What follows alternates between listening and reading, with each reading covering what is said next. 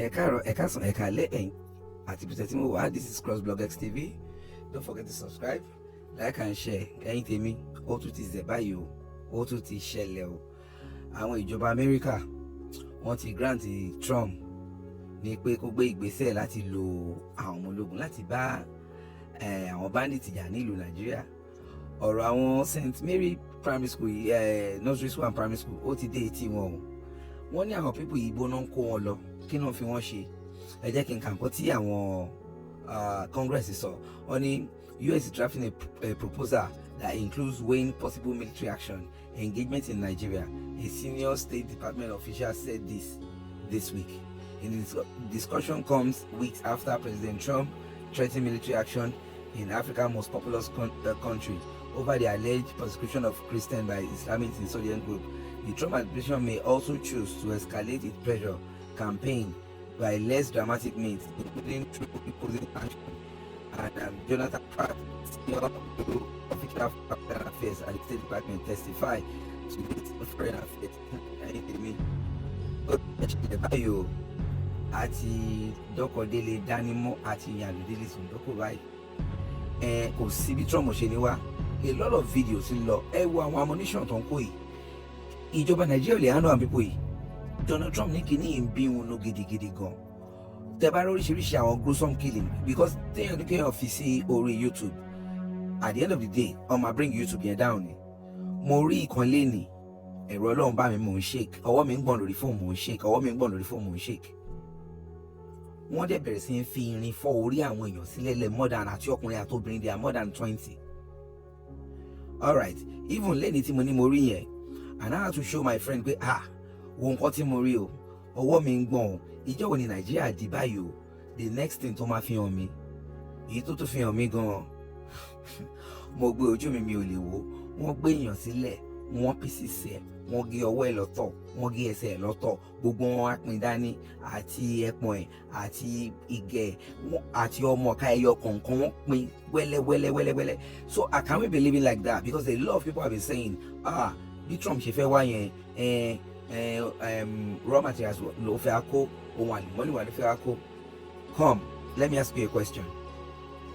I need gold, I need lithium, I need petrol, I need gbogbo ẹ̀.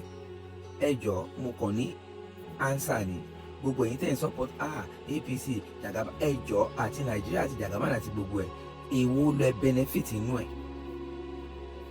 Tó máa ń sọ fún yín pé kíní wa ló fẹ́ wá kó, kò ń ṣe kíní wa, ẹ jẹ́ kó máa get into your score.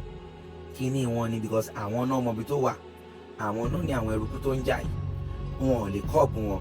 Tó bá yẹ pé ọmọ Yorùbá kan náà kó AK-47 dání báyìí, wọ́n máa wá wọn, wọ́n máa track wọn, wọ́n máa mú wọn. Wọ́n láwọn ti apprehend wọn wá sórí TV. Àwọn pípé tó máa ní infantry, wọ́n máa wọ military uniform. Wọ́n láwọn ṣe dialogue. Ibi tán ti wọ military uniform wá, àwọn army máa dúró tí wọ́n báyìí, they won't do anything. Ẹ̀wọ́n army tán pa ní this very week tó lọ. A whole general wọ́n pa. Another one Showore so another one there's another assistant commissioner of police wọ́n pa. Gbogbo fídíò sí làwọn Trump ń rí. Gbogbo fídíò sí ní gbogbo àgbáyé ń rí. Tí àwa ti Nàìjíríà tàbá ní à ń pariwo ẹ̀ dá wa lóhùn. Bọ́ àwọn àgbáyé tó rí tó kù tó ń kù ńkọ́. Àwọn náà ń rí. Wọ́n ṣe ń rí kínní. Làwọn ń wò pé ìjọba wà ní ìlú yìí náà. Ìlú tó lọ́ba tó níjòyè. Báà làwọn kan ṣe máa pa àwọn kan. Okay, accepted, wọ́n pa Christian, wọ́n pa Muslim. But Muslim tó ń pa Muslim, àwọn ló bẹ̀rẹ̀ sí ń pa Muslim fúnra wọn now. That's not a cup of tea. But the main thing ni pé wọ́n pa àwọn Christian. Okay, tó máa ní wọ́n pa àwọn Christian. This very week tó lọ yìí, àṣàrí witness pé eléyìí it was recorded on CCTV camera tí gbogbo àgbáyé rí. Why tí àwọn Congress America ò ní sign ẹ̀? Why tí wọ́n ní kó attack Nigeria? It's not like you want to attack Nigeria. Ó fẹ́ wá attack àwọn bandits àti àwọn tó ń sponsor wọn. Tẹ́ bá rí inú kíní tí mo kà yẹn nísìn, wọ́n sọ pé wọ́n máa sanction Trump, kí Trump tó lè jáde, kí America tó lè jáde láti wá máa sọ̀rọ̀ nǹkan báyìí kẹ́ mọ̀ kó wọ́n ti ṣe assignment wọn, wọ́n ti mọ àwọn tó wà behind kíní, wọ́n mọ bí gbogbo ammunition wọn wà, wọ́n mọ bí logistics wà, wọ́n mọ àwọn tó ń fund wọn. Àwa Nigerians kan pariwo ni wọ́n náà ti release orúkọ kan nígbà tí Buhari Tomorrow releasing Buhari, president always hand over to another president. So you knew about all these things. Àwọn list ọ̀nà release láti Dubai. Wọ́n release àwọn orúkọ kan. Gbogbo àwọn orúkọ yẹn gbogbo ẹ̀ làwọn Trump ní. So wọ́n ti fún ọ ní ọ̀dà láti máa bọ̀. Nàìjíríà máa gbóná o, Nàìjíríà máa yeruku o. Nàìjíríà máa yeruku o. Àwọn tí a rò pé wọ́n máa gbé wọn o. Because America yàtọ̀ sí Nàìjíríà tó máa ní tó máa ti gbé àwọn kí ni wọ́n máa pè wọ́n náà àwọn kàbá tó máa ti lọ jókòó àti kàbá gbogbo wọn náà máa gbé lọ lọ́wọ́ yìí o.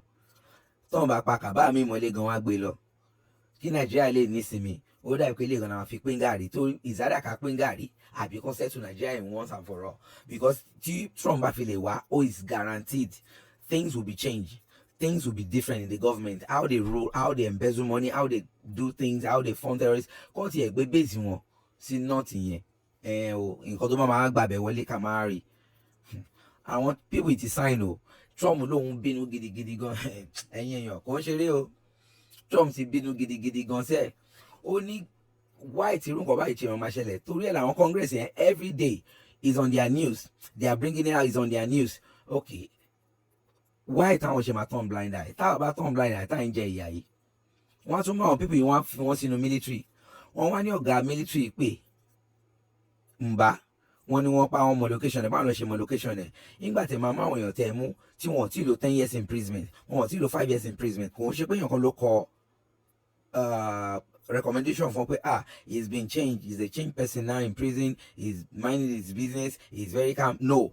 Ẹ kàn decide fún wọn ẹ fún wọn bag of rice ẹ fún wọn gbogbo ẹ now Kanu ẹni kò lọ sí life imprisonment ṣó ti pààyàn ni kòrókòrò tẹ mú lọ́wọ́ ẹ gangan by order ó yàtọ̀ sí pé tẹ mú lọ́wọ́ ẹ bọ̀ àwọn ilé tó ń fi ọwọ́ wọn pa èèyàn ẹ ń fi wọn lẹ̀ ń fún wọn ní bag of rice ẹ ń fún wọn nílé ẹ kó wọn sínú military báwo ni wọ́n ṣe ní fún wọn ní information bíi ti major yẹn wà is one of them that is working within the military so gbogbo ẹ̀dẹ̀ ní Trump ti rí ẹ wo ẹ̀yin tèmi ẹ drop opinion yín àwọn kan ní kó má wá àwọn kan ní kó wá ẹ jẹ́ ká mọ̀ ní opinion yín.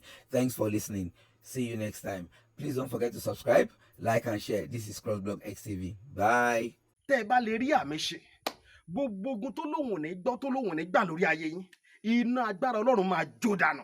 Kí lè nǹkan tẹ̀ ń là kọjá tó dàbí pé ẹ ti wá ọ̀nà àbáyọ ṣùgbọ́n tí ẹ ti rí ọ̀nà àbáyọ ẹ ti pàdé wòlíì yín ló fà ṣùgbọ́n arán mi sí ọ lónìí dádì arán mi sí ọ lónìí mọ́mì Olúwa lòun fẹ́ ṣe nǹkan ńlá nínú ayé yín Olúwa sọ wípé gbogbo tẹ̀ ń là kọjá yẹn òun fẹ́ fi òpin sí kí nìkan tẹ̀ ń là kọjá lórí ìgbéyàwó ni lórí ọmọ ni lórí iṣẹ́ ni níbi gbogbo ni bóyá ogun kan ló dàbí pé ogun yẹn le ẹ ti gbìyànjú kò tí ì sí ọ̀nà àbáyọ ẹ jẹ́ àjọ gbàdúrà ẹ jẹ́ àjọ wọ́ ojú Olúwa kí làṣírí ogun yẹn gangan ẹ jẹ́ àjọ wádìí lọ́wọ́ Ọlọ́run ká dẹ̀ mọ ọ̀nà àbáyọ ẹ̀rọ ìbánisọ̀rọ̀ tẹ́ fi pè mí fún àdúrà àti ọ̀nà àbáyọ òun náà ni +234 70 25 47 5427 +234 70 25 47 5427 bẹ́ẹ̀ ṣe ń pè mí fún àdúrà lórúkọ Jésù ẹ máa rí ìyanu.